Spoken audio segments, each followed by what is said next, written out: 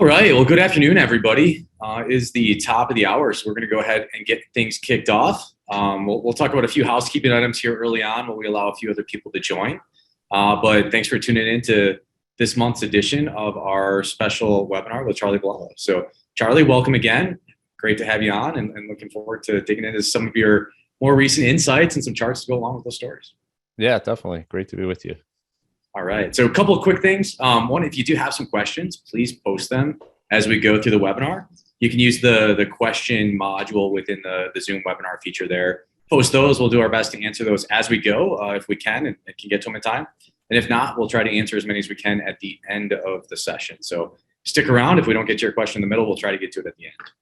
Also, for all the charts that you see on the webinar, we will do our best to make all of those available within YCharts after the episode's complete. They'll show up as templates in our fundamental charting tool, but also all of these charts are available on Charlie's blog as well. And Charlie's been gracious enough in the past to say that if you do want to use those charts for a conversation or further share those, you're welcome to grab those off of his blog and use those for your own purposes too. Correct me if I'm misspeaking there, Charlie, but I think that's still okay. Yep, definitely. All right. So let's jump in today. If you don't know, Charlie and myself by now, if this is your first time joining, Charlie's CEO and founder of Compound Capital Advisors. Also, a great presence to follow on social media, always putting some great insights out there on Twitter, and definitely follow his blog there on the Compound website as well. But we're going to get into a few topics today. We're going to talk about inflation, which seems to be hanging around. We're also going to talk about a potentially bold prediction that was made about 22 years ago with the Dow. We're going to talk about investing without knowing the future. Also, I'm interested in how to invest if you do know the future. So if you have some tips on that, Charlie, let me know. We'll dig into the reopening and repricing of the markets. And then lastly, this question, which was the title of our webinar, right? Is the stock market the economy? So I'm excited to dig into that. Let's kick it off with the first topic here, the inflationary spiral. Charlie, if I look at this chart as the average person, I'm excited, right? I'm making more money. Everybody's making more money. But I have a feeling that's maybe not the sentiment I should have when I see this. It's what we've been waiting for a long time. And the previous expansion, we just saw pretty tepid wage growth all along, and we were waiting for the worker to finally get the upper hand. And so on the one hand, it's great to see wages going up. The difficulty is that inflation as it stands now is going up more than the average hourly wage. And that's where we talked about for the last few months. That's where it becomes particularly problematic. And it may be hard to see that at first, right? Because you see your wages going up and the prices you certainly see it going up, but it's hard to kind of compare the two. But what we're talking about here is this concept known as an inflationary spiral. And what's going on today is you have companies are raising wages, and because they're raising wages are the biggest component of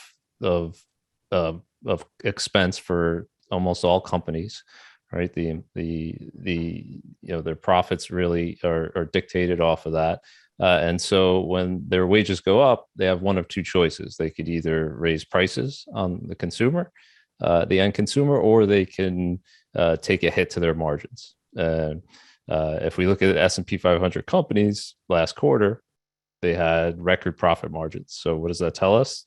They're choosing to raise prices instead, as you would expect, right? So the spiral is companies' wages are going up, therefore prices go up. And then because prices are going up, employees demand higher wages, and so on and so forth, right? That's known as the inflationary spiral. So what we saw earlier in the year, and we talked about after the stimulus bills, is something called demand pull inflation, where you have too much money chasing too few goods, right? So that's the demand side of it. And that was pretty clear, right? We just saw this huge spike in retail sales and consumer spending, and there just wasn't enough goods around, and that's going to push prices up. And now we have the other side, which is wage push inflation, where you have wages leading to higher prices. So you got now both of those factors pushing up inflation in the US. And so this chart here is showing, another part of so why are companies not only so YCharts, I'm sure, isn't having this problem, right? But a lot of companies, people are leaving their jobs. They're quitting jobs at a higher rate than they ever have before. So this is 2.9. I think it was just updated the other day. It's now 3%. So that's an all-time high of workers quitting their jobs. So that's additional pressure on companies to raise not only wages for attracting new employees, but existing employees. And why are workers leaving their jobs? They have other options, right? If they can make more money at another company that has better benefits, they're going to leave. They also have more savings than they had in a long time after the stimulus that we saw. 3 rounds of stimulus in the past couple of years. So just that is adding extra pressure in terms of pushing up compensation levels. Charlie, one of the things looking at this chart, right? So I dug into some data a little bit deeper on YCharts, and you can actually see different age groups and how many job seekers are in those age groups. And I think the age group bracket that had the biggest decline in job seekers, over the last year or two, was that bracket between 55 and 64. Do you think that with the growth in savings, or maybe people's retirement accounts seeing a lot of growth over the last year or two, do you think a lot of these people leaving their jobs, it's because early retirement and people just leaving the workforce altogether? Yeah, we're seeing some of that for sure. I think that's a factor. But you're just seeing more mobility of people, particularly younger workers, where they just have more options than they have before. They aren't in a rush because there's so many available jobs, right? We have job openings over 10 million. So there's plenty of jobs out there. They might quit their job, take a few months to think about what they really want to do, and get a job that they prefer, which is not in and of itself, that's a good thing. You want people to be in jobs that they feel are rewarding. But in the short term, that's leading to just more pressure on companies to retain their employees, to just raise wages, raise benefits. And I think we have a chart here showing just this is just, I put together a table in this post that I put out, just looking at some of the major corporations and what they've done with minimum wages and other benefits. And this is just compiling the last few months. So you just see Costco, Starbucks, Bank of America, Amazon, Walmart. These are the biggest employers in the US, and all of them are raising minimum wages. Now, a lot of them don't report wage increases for existing employees, but we have to presume that if they're raising them for new workers, they're going to be doing it for existing workers as well. And just really interesting to see companies like Amazon offering full tuition. Right, college is not getting any cheaper at offering full tuition to entice new employees. So it's not just on the wage side; it's also on the benefit side. And I think Walmart is doing the same as Amazon on that front. So it's pretty widespread. It's not a one-off thing now. It's for a long time we talked about the government talked about there's a lot of push to raise the minimum wage in terms of the federal minimum wage mandating a wage increase, right, for everyone. And that never really materialized, but we've seen the private sector now just doing it on their own, right? So it's old simple supply and demand. And who would have thought that the pandemic and what happened last March and April would have led to what's going on today with the labor shortage and just these wage increases across the board. Yeah, I remember. Yeah, go ahead. I was just saying, I remember not too long ago looking at that drastic spike in new claims for unemployment insurance, and that was one of the most popular charts we were seeing people look at on YCharts. And it's completely reversed to now. I think you actually quoted a ratio on your blog, Charlie, actually saying like the number of job openings compared to the number of job seekers. Is that right? Yeah. The number of, if you take the number of jobs out there over 10 million and you subtract the number of unemployed people that are looking for work, it's a 3 million difference in favor of those looking for work. So it's never been that high, never been anywhere near that.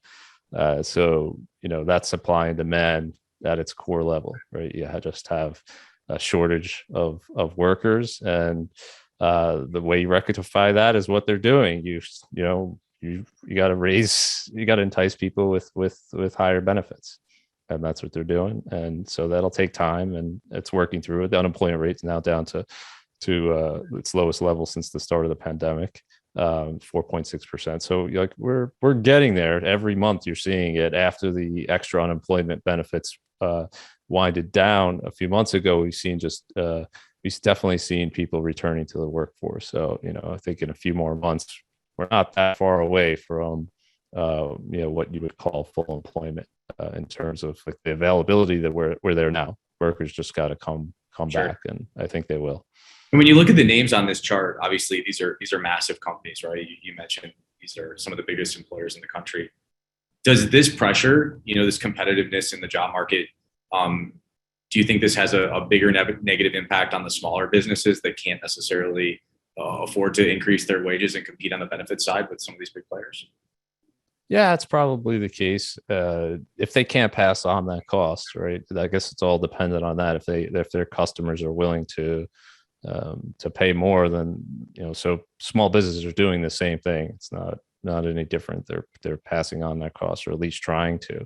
But these are, if you go to Starbucks, you go to Costco, you go to any one of these stores, you're gonna see the price increases, and until people start pushing back, and thus far they're not pushing back against that. We'll talk about that in a little bit. So it's interesting to see.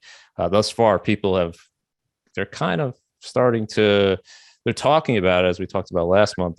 They're more concerned about it for sure, but they haven't yet started responding by saying we're not going to take that trip. We're not going to buy this extra purchase. Thus far, they're still spending, even though they're starting to get concerned about this higher inflation. And this is just the evidence here in terms of transitory. It was supposed to, the transitory inflation was supposed to stop in May, right? We were told by the Fed and people in the government, Janet Yellen being among them, that it was going to stop at around 3%. It was just base effects, that it was just the year over year comparisons to last year. And some of that made sense, right? Like you're comparing versus prices today versus the shutdown. But now here we are months later, and not only is it not coming down, now we're comparing it to when the economy was reopening, and the inflation is going even higher, right? And we're seeing it broaden out. So it started out with things like the commodities, because of that base effect, but now we're seeing it pretty much across the board: food, apparel. If we look at cotton prices, and that's pushing through into the prices of clothing. We look at rents this year, which housing is the biggest component of CPI. I think it's around 40% of CPI. So, and the way they measure that is a little bit distorted, but that's going to put a lot of pressure. The fact that rents are up in the teens, depending on where you look. There's one metric that says rents in the US are up 17% this year. There's others saying 12, 13%, depends on the index that you look at, but that's going to be a factor for sure heading into next year. That's not going away. So I think transitory is over. It's, for sure going to be a first half of 22. These numbers are going to continue. We're going to see 4 to 6% inflation year over year, definitely in Q1. And the question now is the Fed going to speed up what they're doing? So they started tapering in November. They're starting to pull back on the asset purchases, but it's very slow, and it's meant to be phased out through the first 6 months of next year. And only then will they start talking about rate hikes, right? But the reality on the ground here is that a faster normalization is likely warranted, and we'll see if we start seeing people put more pressure on them. Thus far, they seem to be okay with waiting, but as we talked about last month, there's no justification anymore for the Fed's easy money policies. At the very least, rates should be higher. We could debate how much higher, but my view, the risk reward balance has shifted, where it's much riskier for you to hold off on raising rates versus the reward of keeping them here. And Charlie, looking at this chart, there are two different measures for CPI on this chart. There's the core measure and just the overall measure for CPI. And if my memory serves me correct, the difference there is the energy and food components are taken out of CPI to get to that core CPI. That's right. Yep. So that's right. It's a less volatile, because energy in particular, and food to a lesser extent, they tend to be much more volatile. And so if you strip those out, you'll get a smoother picture of inflation, right? It's not that they don't matter or they don't count. It's just trying to get so people obviously need to drive and they need to eat food. But even that measure of inflation is at a 30-year high. So either way we look at it, if you strip those things out, it's a little bit lower, but it's still at a 30-year high. If we focus on those two components for just a second, though, and Sure. exactly one of the questions that was asked already, especially looking at energy, I think energy's up something like 30% from where it was a year ago, as measured by CPI. Mm-hmm. How do you think about that impacting the overall inflation compared to rates and policies and things like, or, policies around interest rates? I think even, the mention of price gouging kind of in the energy market and that having a widespread effect. Do you think that there's something there that is also having a bigger impact on the overall inflation? Yeah, energy is one factor among many, and it's a much more volatile factor. I don't have any clue where crude oil is going to be a year from now. That's anyone's guess. I mean, it wouldn't surprise me if it was $60 or $100. Let's put it that way.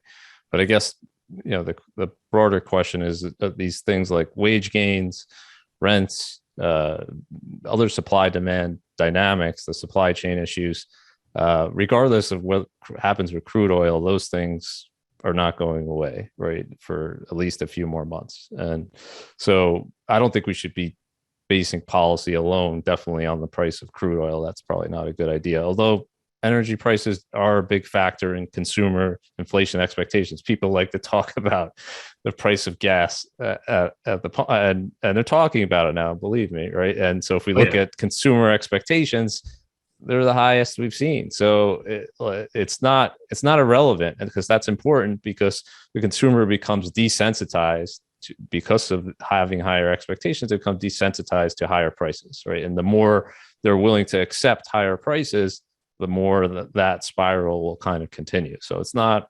unimportant, but I wouldn't put any too much weight on any one of these components. It's just amazing that we've seen pretty much all of them really go up. So it's gonna moderate the year-over-year gains, as you said, in crude oil and gasoline.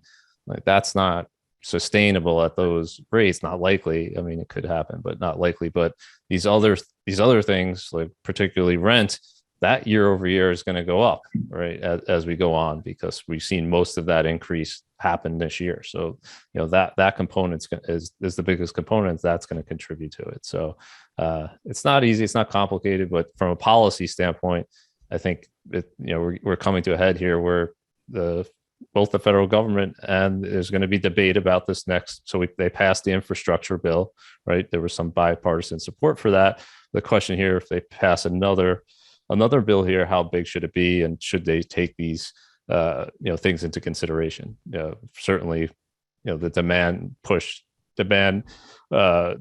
pull inflation is going to be influenced if we borrow a few more trillion and give it out, or do some form of economic stimulus here, and you have to weigh that versus price increases. So I think that'll be a debate for the next few months. And on the Fed side, it's going to be just how much they want to risk this spiral getting out of control, right?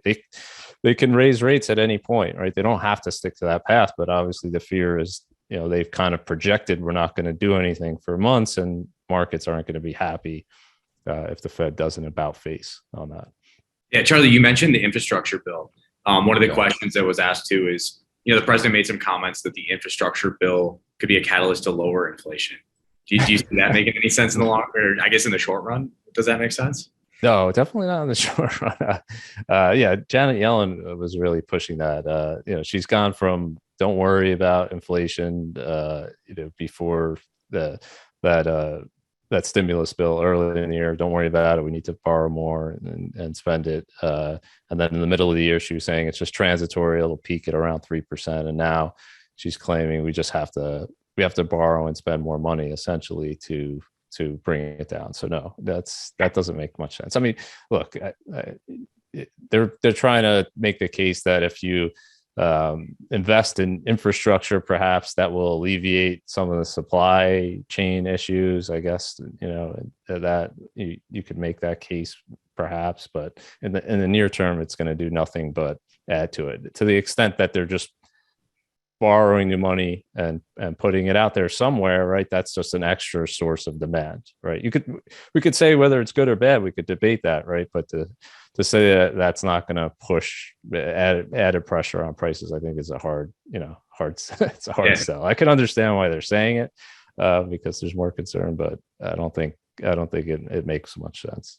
Let's hope your lesson here about the shift from demand based inflation up to wage shift inflation gets heard all the way up the ladder there. Yeah. One more slide here on inflation. So this one I tweeted out early in the week. We got a retail sales number, and a lot of people were fighting about it back and forth. It's like, when the political side, one side is like, look at consumer sentiment's terrible, right? And like things are bad, and then and you can guess which one is arguing which, and the other side is like, no, look at retail sales, they hit new highs last month. So you could use pretty much any chart to push your argument that the economy is good or bad, or policies are good or bad. But I just thought it was an interesting divergence here, where the consumer sentiment survey, University of Michigan's at a 10-year low, and you got a lot of comments about inflation and people are worried, and I'm not discounting that at all, but thus far that hasn't led them to start pulling back just yet. So we've got retail sales hitting new highs, and this isn't inflation adjusted, so part of that retail sales is higher prices, higher sales. But even if we adjust the last few months for inflation, real retail sales ex inflation is still going up over the last few months. So consumer still, the demand side is still alive and well. So it hasn't yet gotten to the point where the consumer's meaningfully or pretty much at all pulling back because of higher prices, and that's what you worry about. That's what we don't want to see. And so if and when we do see that, that's a stagflation environment, and that becomes a real problem, right? So thus far, it's been, hey, it's good. We got wage gains. People are still spending. Okay, yes, we have higher prices, but we're kind of absorbing that. So the real pain hasn't been felt yet. Not to minimize the price increases. I don't think that's a good thing, and I think it's a bad that it's outpacing the wage gains. But thus far, people have either enough in savings or whether they've made money in markets in the past few years that they're still spending. And I think holiday spending this year is going to be very, very strong. Yeah. I was going to say, it's going to be interesting to keep an eye on these retail sales numbers after the holiday season and see if that trend continues. Yeah, there's no indication that it won't. Just like the savings, if you look at savings rates, they're still very high. So yeah, some of that stimulus money was spent, but a lot of it still hasn't been, and that's going to take time to filter through. And now we have new bills coming through, infrastructure and other things that's just going to add additional spending into the economy. Maybe they're running these consumer sentiment polls at the gas pumps. Yeah, for sure. All right, let's jump into our next topic. I thought this one was great when I was looking at it on your blog. We were talking about it a little bit, but I'll let you tell the story. Yeah, Dow 36,000. If we go back to 1999, this is during the height of the .com bubble. This book was published. The Dow was, I think, around I want to say 11,000 at the time. So it was a pretty bold projection, and people like to see bold projections. So the book got a lot of attention at the time. The Dow is going to triple within, I don't know the time frame they argued, but it wasn't that long of a time frame that was going to hit 36,000. And of course, it's taken now 22 years for it to get there. And it's, there's a couple of lessons we could see from the next chart from making these types of predictions. And we have a chart showing. Go ahead. Quick comment before I flip to the next chart. So I saw this, when you posted, I actually went on Amazon to see if this book was still something that you could buy. Sure enough, it was there. And I scrolled down into the comments section just to see what the book review said. My favorite one was from 2009. And I think the title of the comment was, this book should be mandatory reading in high school. And then the comment itself said, because then maybe students would learn that, fool me once, but don't fool me twice. Right. So kind of that feeling in 2009 that, not only did I buy into this myth maybe once, but twice. And you can see that right there in those Amazon reviews. Just thought that was yeah. No, for sure. So look, in 1999, there were people that were skeptical, but I don't think that too many of them thought that 12 years later, the Dow would be at the exact same level it was when that book was published. So, obviously you had the dot-com bust, right? And then you had the financial crisis in between those two, and that wreaked havoc. But, it just gives you perspective, because nobody knows what's going to happen from here. And again, we've talked about this in previous months, but this has been a very smooth last year for US equities, and the S&P, I think it's at 65 all-time highs this year. It's just been a very atypical year that we've had, just a few minor pullbacks of around 5%, but mostly just hitting new high after new high. So, stay grounded. Don't, I guess today the equivalent would be saying Dow over 100,000, and it will get there. No question. It'll get there quicker if this hyperinflation thesis that some people have, if that materializes, it'll get there real quick. But we don't necessarily want to see that. But just making these bold predictions after a strong period, don't act on it. I guess there's that's what you can learn, and just that those types of things are only predicted during like the highest form, the highest point in a mania. All right, well, you heard it here. Charlie said the Dow's going to get to 100,000 eventually. No question. Yeah. we'll pull a chart when it happens. Yep. All right. Let's talk about how to invest if you don't know the future. Yeah. So I think we have a poll that we wanted to do. Yeah. So let's pull that up, and we just want to ask, what do you think will happen in the next 10 years with two major asset classes, one being US equities and one being international equities? Which one will have a higher return over the next 10 years? And right, so we'll leave that open for a couple minutes here.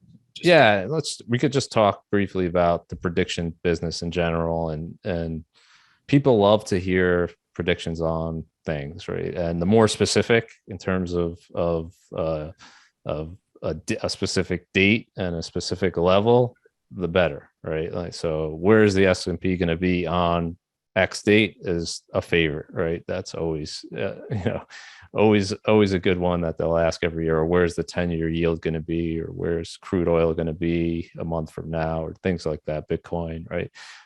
Prediction business is big. And why is that? People want to be, they want to believe that someone is out there that knows that, or can predictably guess, where those things are going to be. We wouldn't that be wonderful if that was the case? Unfortunately, no one has that ability, or even comes close to it. So what we're left with is investing without knowing the future, and we'll talk through ways to do that. But interesting to look at this table too, Charlie. I saw this table when you posted, and thought back to, you went and looked at where the S&P actually did end 2020. It was right around 3750, I think, somewhere in that range. So the range of estimates here were anything from essentially flat to up almost 20%, which is, historically speaking, a pretty bold prediction, but still not enough, right? Yeah. So these were the estimates coming into this year. S&P's around 4,700 now, and so every single one of the estimates were below the target, right? And that's the second year in a row that's actually happened. 2020, we finished the year above every major target, right? Which is showing you the futility. It could have been just as easily been below all of these, right? If you take any year where the S&P is down, no one ever predicts. Very rare anyone predicts that the market's going to be down, because 75% of the years the market's up. So if you're in the prediction business, you want to at least go with the odds, or if you don't, then just say something extreme to get attention. But there's absolutely no value if I told you any of these numbers. I don't know what you would have done with that. That assessment. Would you buy more stock or less stock based on? I'm not sure, but we've seen enough of these over the last 20 years to know that nobody's been a reliable predictor of predicting where equities are going to be 1 year from now, right? And so right now they're engaging in 2022 targets, same as they were last year. And so, a year from now, we can see, who was lucky and got it right, or most likely, how many people got it wrong. So I'm interested to see how the poll results shook out here. Yeah, we have that. Here we go. Okay, yeah. So we got interesting, very interesting. We got a little bit higher for international equities versus US equities. So we got a contrarian group here. That's very interesting. Wouldn't have expected that. Okay, good. Yeah, so we got 54% international, 46 US. So we'll show a chart in a little bit showing what's happened the last 10 years. We didn't get your vote though, Charlie. What's that? We didn't get your vote. No. Yeah, I'm not allowed to vote for some reason. Yeah, it's not a big idea for an answer to that question on the next slide. Yeah. So this is just showing again what we were talking about. The S&P's hit 65 all-time highs this year. I don't think anyone would have predicted that, and we're a few hundred points above the highest target. And if you couldn't have predicted that, if you can't predict the future, what are some ways to think about investing? And the way I like to look at it is, well, figure out what would surprise you in the future. What would you be surprised about, or different outcomes that maybe you're not prepared for. And so I just picked a few of these things in the next few charts. And this is, if you look at the last 10 years, and this is more than 10 years here, US equities are just trounced. It's just an enormous performance gap. This is a ratio of US equities to non-US equities. Unbelievable outperformance for US equities over the last 10 plus years. And if you were thinking about the future and you thought it was going to be the same as the past, you would just stick with that theme. You say, why do I need to own something outside of the US? Right? I'll just continue with that.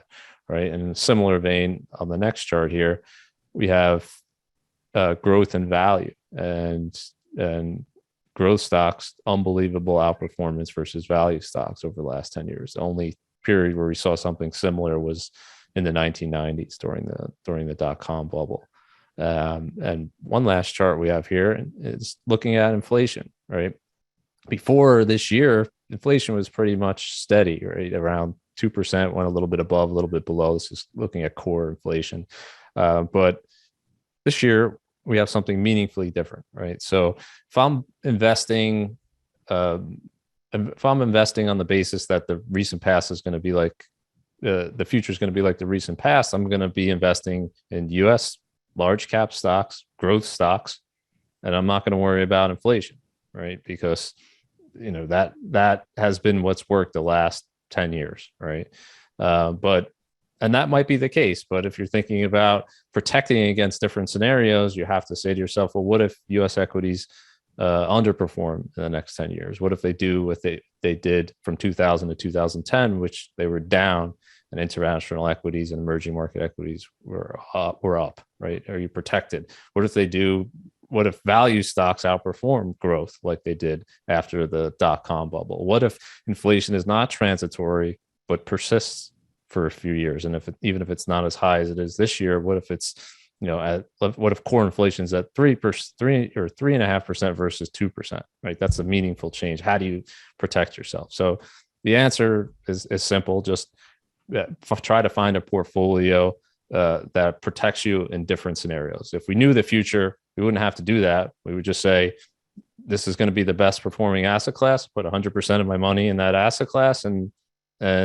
it's just going to work out great. Since we can't, we have to own many different things on the possibility that different outcomes might happen. U.S. stocks might continue to outperform, or they might not. growth might continue to outperform, or it might not. Inflation might come right back down. It might be transitory, or it might not. Right. So the best form of risk management really is just to diversify and really to have the humility to admit that you can't predict the future. Right.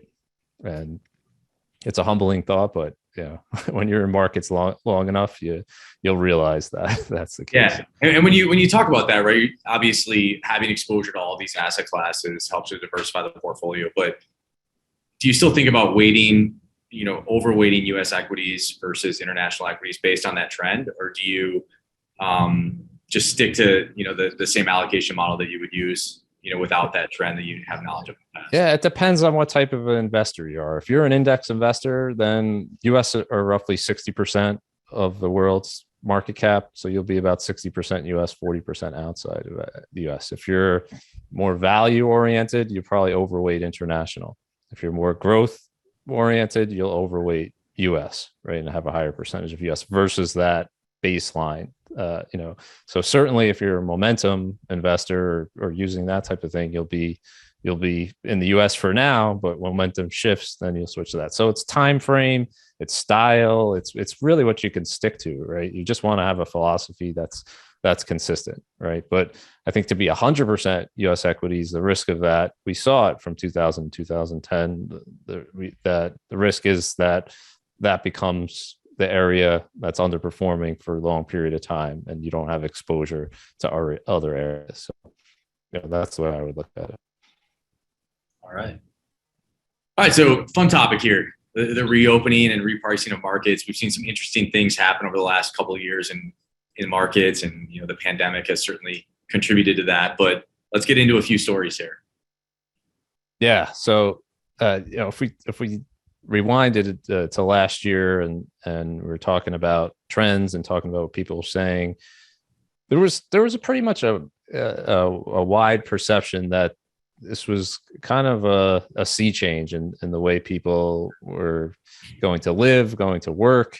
We were just going to be home more, and it was going to persist for a long time. Obviously, nobody could predict what was going to happen, but that the expectation was it was going to continue for, I think, longer than just a year, right? And certainly some things have, right? People are working from home more, but there's been a significant reopening. People are going to so this is a chart of Peloton versus Planet Fitness, right? So people are going to the gym again, clearly, and they're buying less Peloton bikes, right? And that was a surprise if you listen to the Peloton earnings call, from this most recent quarter. The CEO seemed to say we underestimated, how much the reopening would impact our business, right? And not that it wasn't a risk a year ago, it certainly was, but investors were saying, look at this growth in Peloton, and really saying that's going to continue, at that pace. And when it didn't, as it didn't, and this is something we talked about a number of times in the last few webinars, Peloton stock had to reprice, right? So this is something that was trading at just very high valuation for the type of business that it was, and has since been cut in half and more. Whereas Planet Fitness, obviously, people thought no one's going to go back to the gym again. Like, who's going to? A lot of things have surprised me, even this year. Like the handshake has come back. I didn't think it would come back that quickly. People are shaking hands. Like we said a year ago, it was elbow, and then it went to the fist bump, and now it's right back in it. We're right back to it. So that's a good thing for sure. But so don't underestimate. People kind of have adapted. They're feeling better about things than they should. And they're living their lives again. They're assessing risk for themselves. So certainly some people are still at home, but a lot of people are doing things again. I also look at this chart and I can't help but wonder if everybody bought their Peloton bike, realized they didn't hit their fitness goals, so they're like, well, I got to go back to the gym. It's the only way it's going to work. So see if that all flips around again when people spend a year and then realize they need a Peloton to hit those goals. I guess. Do you have a Peloton? I don't actually. I've got a few other things that I stocked up at home, but no Peloton. Okay. Yeah. I don't have one. I have one old school stationary bike, but yeah, no screen or anything. It's just me just me in my head. I don't like if That's enough, right? against anyone else. Yeah, exactly. So Peloton was another one, and then we got Zoom, right, which is the stay at home, work from home, and look, this trend, we're using Zoom right now, right? This trend is not going away. There's a hybrid model is kind of developing for most companies, and that's working for a lot, and that's great. And so Zoom is not going away anytime soon, and that technology is not going away. But what changed again is the repricing, right? Zoom had just this unbelievable, phenomenal growth. All of 10 years worth of growth was pulled into 1 year. It's trading at, price to sales ratio, early in the year, 50 times sales, right? It's just very hard to sustain that. As soon as they said, well, growth is starting to slow, the market repriced, right? On the opposite chart here, we have is Live Nation, right? Which is concert tickets. And of course, there were no concerts last year, and now people are starting to go to concerts again, and live sporting events and everything else. So this is very much an expectations game, and kind of the story for these story stocks has changed, right? At least for now. Yeah. And I'm sitting here in our new office in Chicago on a Zoom call. So chalk that up for whichever side you want. That's right. And this is one of my favorites. Like, Amazon's great, unbelievable company, right? It's one of the best performing stocks over the last 20 years. It's done amazing things. The pandemic was better for Amazon than almost any other company, and it's done fine this year. I mean, at one point, in early October, it was flat on the year, but it's come back. But just the idea that people weren't going to go shopping in person anymore, Macy's looks quadrupled this year, and then some. So, and again, this is a expectations thing. Macy's was incredibly cheap, right? People were talking about it going bankrupt, right? JCPenney went bankrupt. They were like, Macy's is next. But just an incredible comeback, and people are actually going to stores and shopping. It doesn't mean e-commerce is still growing as well. It's just the expectations were extremely high, and the rate of growth, right, is slowing in terms of e-commerce.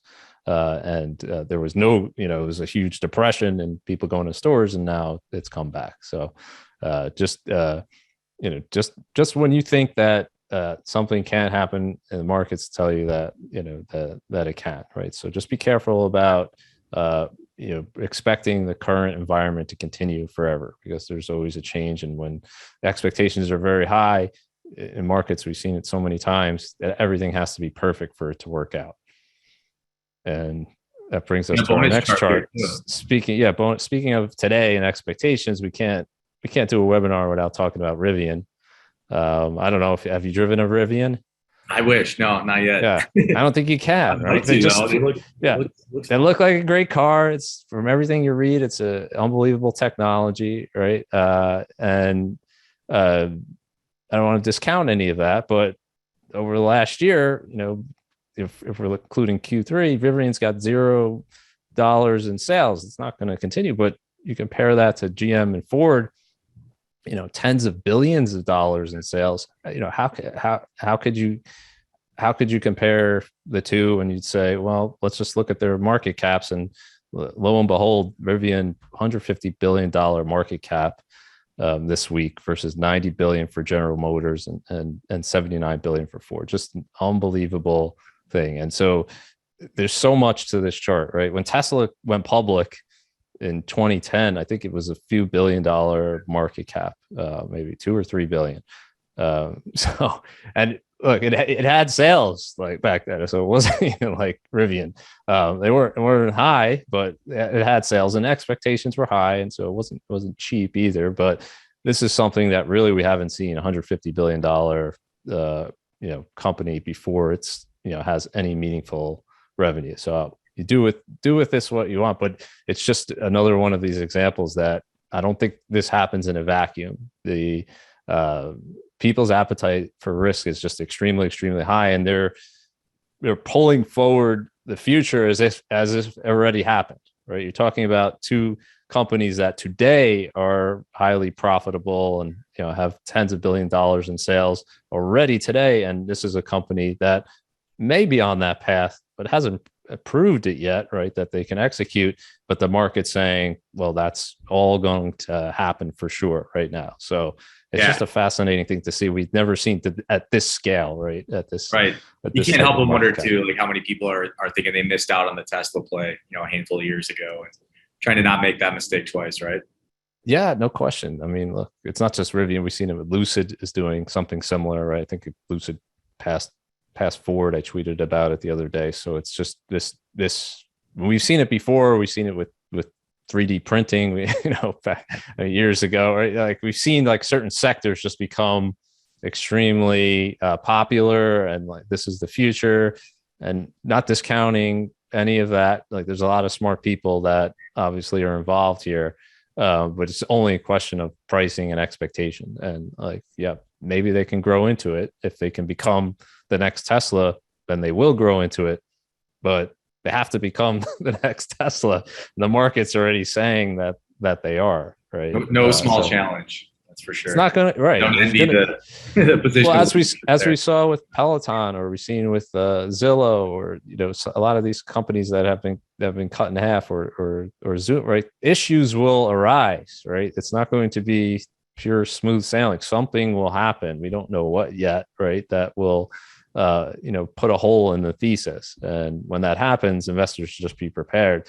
This is, the people that are holding this thing are going to sell at the first sign of any bad news, just because of where it is. Like, how do you value something? Let's say it has $1 billion in sales over the next year, right? Which I don't. Maybe it'll have, right?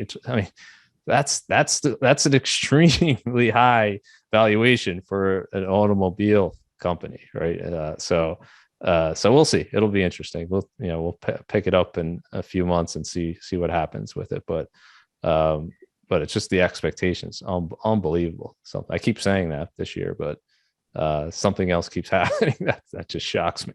Right. Which I guess kind of tees up the big question, right? We kind of started this webinar off with the question: is the stock market the economy?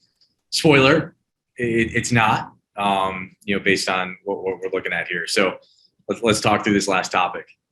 Yeah. So this big table here, a lot of numbers here. We got since 1930 to last year, 2020. You got real GDP and S&P returns. And if you look at it very quickly, you might say, okay, there's most of the time there's a lot of green on both ends, so there seems to be a relationship. But you start digging a little deeper, it becomes a little bit more confusing to tie one to the other. And so the last year would be the perfect example, right? 2020 economy contracts 2.3%, which honestly isn't that much given what people were thinking, but the S&P is up 18% last year. How does that happen, right? Like the stock market is supposed to be a reflection of the economy. Well, the stock market, economy is one part of the picture, but there's many different factors that influence the economy. And the stock market, of course, is a forward-looking indicator of the economy. So what were they saying last year, investors? That things were going to get better. And you know what? Real GDP is at new highs. There was a V-shaped recovery. So I guess you could say they were correct that time and being forward-looking. But if we look at this table here, and in 2008, right, the economy contracts a little bit more than 2020. The market's down that much. So why wasn't it forward looking in 2008 and saying it should be up that year, right? Because 2009, clearly there was a recovery. So it's not always that simple where the market's forward looking, and certainly it is. But last year was a good example that the stock market's not moving one to one. And so we asked the question on the next slide, like, has this ever happened before, right? So just on the left side here, we have years in which real GDP's contracted and the S&P's been up. So last year was the 9th time we've seen that. And then we look at the reverse situation where the economy is growing, real GDP is positive. Has the S&P ever declined, right? And that's happened, a number of times, most recently in 2018. So clearly something else is going on here. Stock market's not a 1-for-1 or anywhere near 1-for-1 relationship with the economy. And if we go back to that prior slide for a second here, you could kind of just quickly note the discrepancy in the numbers here, right? If you look at the real GDP column versus the S&P column, what are you noticing between the numbers? Yeah, just the magnitude of change, right? Exactly, right. The swings in the stock market are orders of magnitude higher, right? So if we look at volatility in GDP from year to year, it's like 3% volatility if we were to annualize that. S&P's around, high teens volatility. So not even close. And why is that? Because the stock market's a reflection of human behavior, right? It's sentiment. It has our emotions in it, and those can be swing much more wildly from one end of the spectrum, extreme fear, to the other end of the spectrum, extreme greed, than the actual economy. So the economy's, before the pandemic, it was growing at roughly 2% a year, right, give or take, real GDP. Not much volatility around that. You have these huge differences in what the stock market's doing, right? And in 2011, economy grows 2%, right? And stocks are up 2%.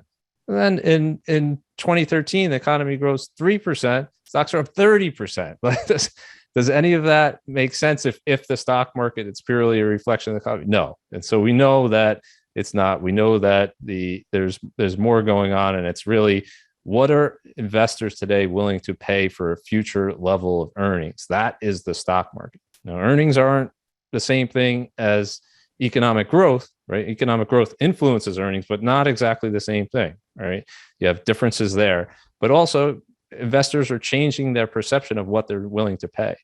So today they're willing to pay a very high price, right? If we look at any type of multiple, price to book, price to free cash flow, price to sales, price to earnings, any one of them were in, 95th or above percentile, right? Historically. That, in 2009, March 2009, that was not the case. People were extremely despondent, and they were not willing to pay very much, right? Was the economy, is the future economy that much better today versus then?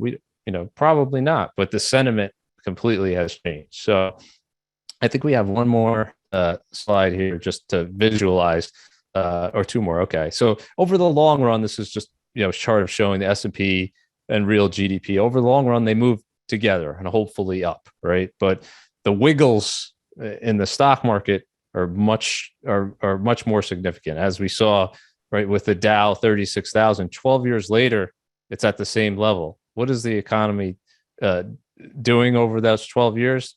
It's real GDP significantly higher, right? Even though the S&P or the Dow did nothing for that period of time.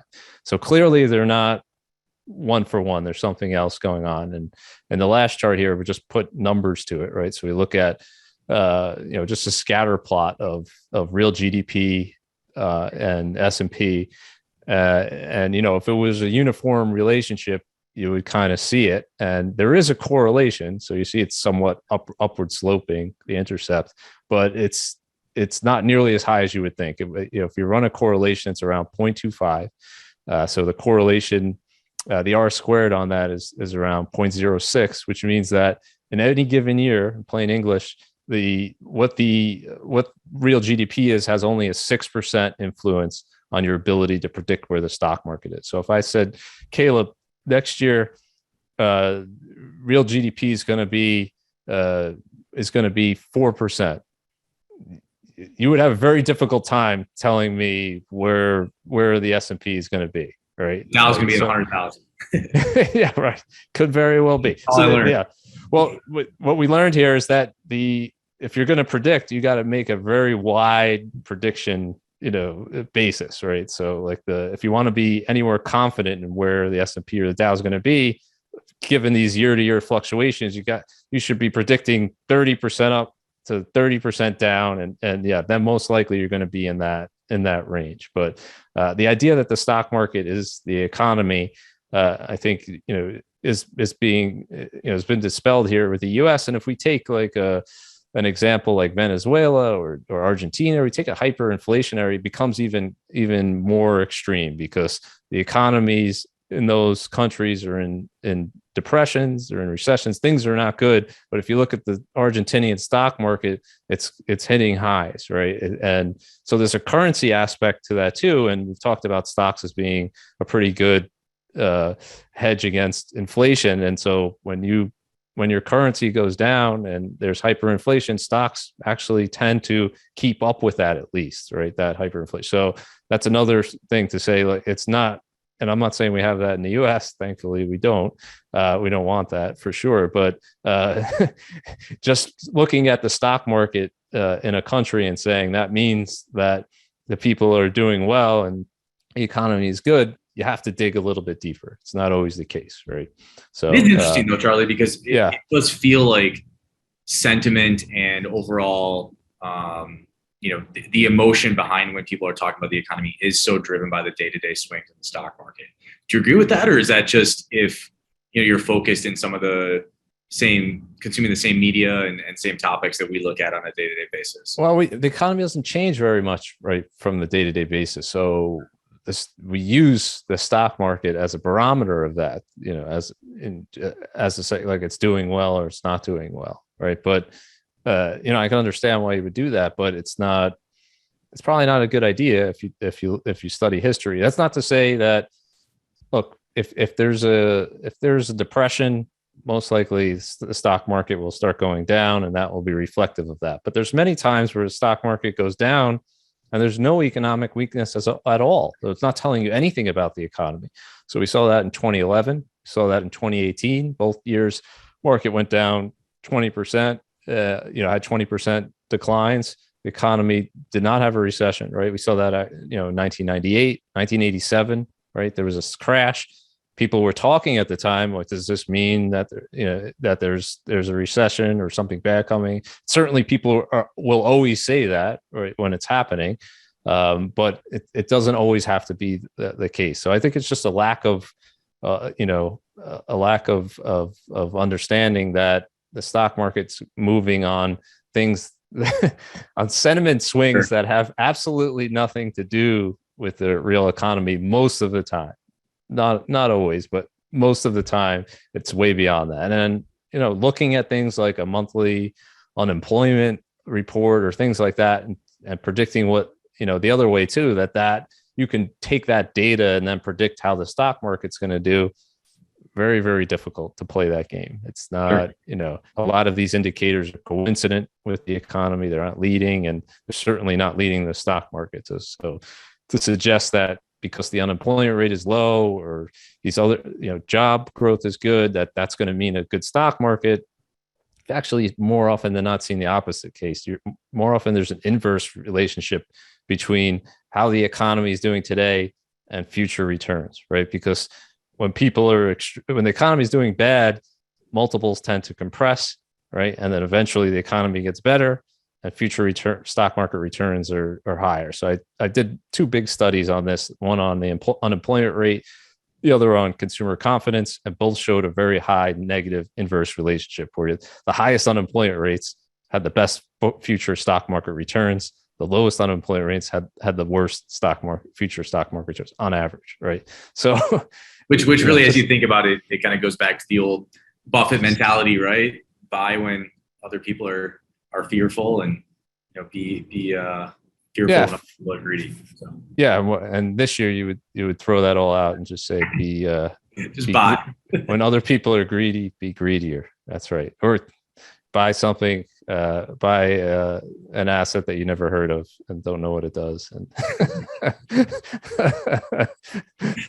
well, we could probably buy Squid Game coin. On a better note than that. Yeah. But we didn't get to talk about Squid Game coin, but we'll leave that for the year-end wrap-up. There we go. January.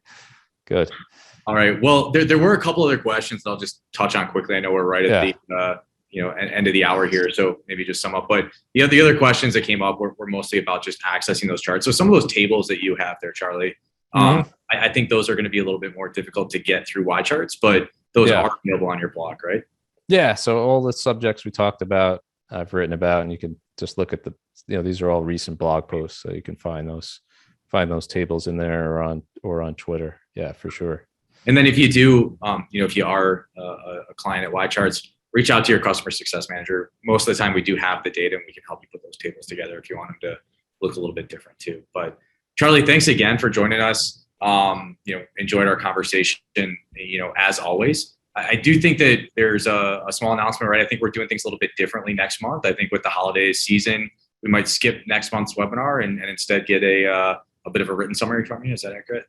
Yeah, I was going to do a quick post on something interesting in the markets, and then we'll do the big. I do a big year in charts, in early January. So we'll do something fun with that, picking out the most interesting charts and themes from this year. There's no short supply, so it's going to be. Yeah, we're going to have a hard time wheeling that list. It'll have to be a 3-hour Joe Rogan type special. So yeah, I'll get some coffee. Yeah, good. Yeah, it's going to cost $10 by then for a cup, but that's all right.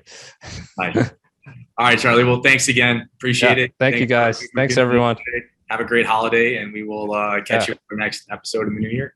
Yeah, absolutely. Take care, everyone. All right. Bye-bye.